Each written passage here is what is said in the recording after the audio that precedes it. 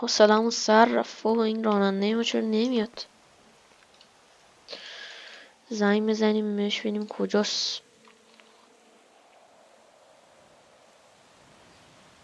سلام قربان، خسته نباشین جانم، بفرمایید. سلام باشی عزیزم. من امروز به تو نگفتم قراره برم کافه بیا دنبالم؟ بله، بنده در حال اومدن به خونه شما هستم. اوکی، اینجا سریعتر در خونه تو هستم. سریعتر لطفا. چشم. این همیشه دیر میکنه والا. ببینیم میاد.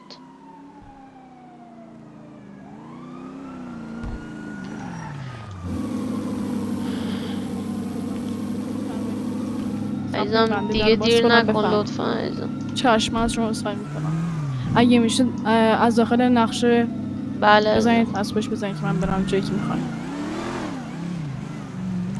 بفرمایید عزیزم. فقط سریعتر لطفا دیرم شده. چشم.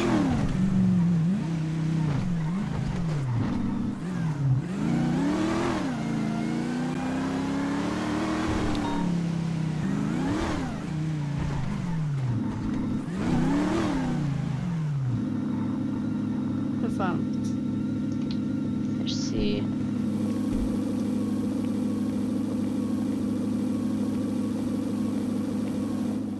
ببینیم اینجا چی داره برای تفریح و خوردن و اینا. گوشنم هم شده.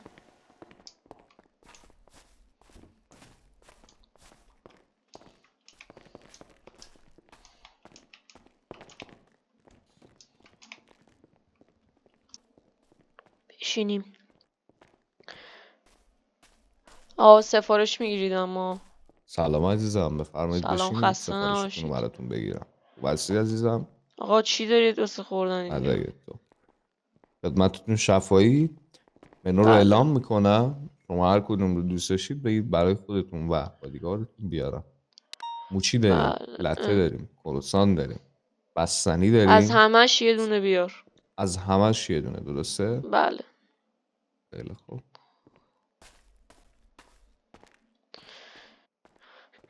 ببینیم سری میاره یا نه. گوشنمون شده.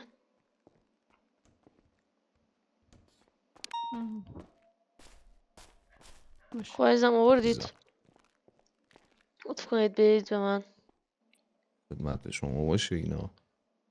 خسته نباشید. خدمت شما. چقدر میشه از اینش اینا که من میدید؟ خدمتتون میگم یه لحظه.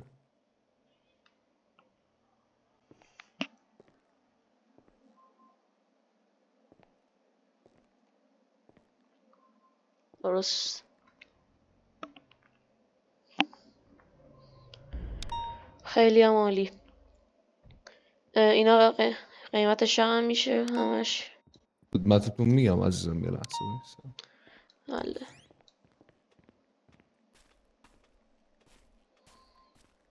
خب عزیزم خب یه اینا موچی و قیمت. یک لته بود 18 کی منهای دو تا آیتمش بکنیم بشه 6 تا 36 تا 18 و 36 عبارت میکنه 40 6 7 8 9 10 11 12 13 حساب کتاب 56 کی عزیزم. 56 که بادیگارد اگر من میام با اشتباه شما 3 برابر حساب میکنه. آقای بادیگارد برید اوکی حساب کنید عزیزم، شما. اوکی. حتما هم 3 برابر. حتما 3 برابر شما. بله سریع. اوکی عزیزم. دم کانتر بیاید اونجا حساب میکنید بکنید. بله حل.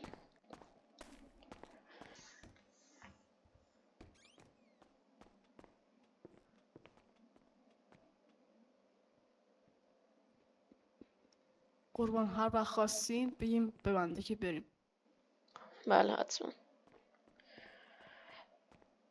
به نظرم دیگه میتونیم رفضانات کنیم. بریم باشون میخواید حساب کنیم. کارتو بدید بنده برم پرداخت بکنم. بله بفهم. کارتو بدید گذاشتم بنده کارت. جیبتون. بله مرسی. خب دیگه حسابم کردیم و دیرمونم شده. بریم دیگه برگردیم.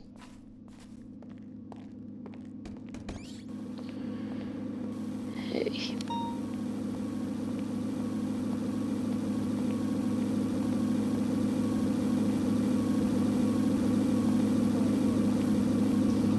من سریع برو به همون باز کنم. مقصدی که میدونی. چشم.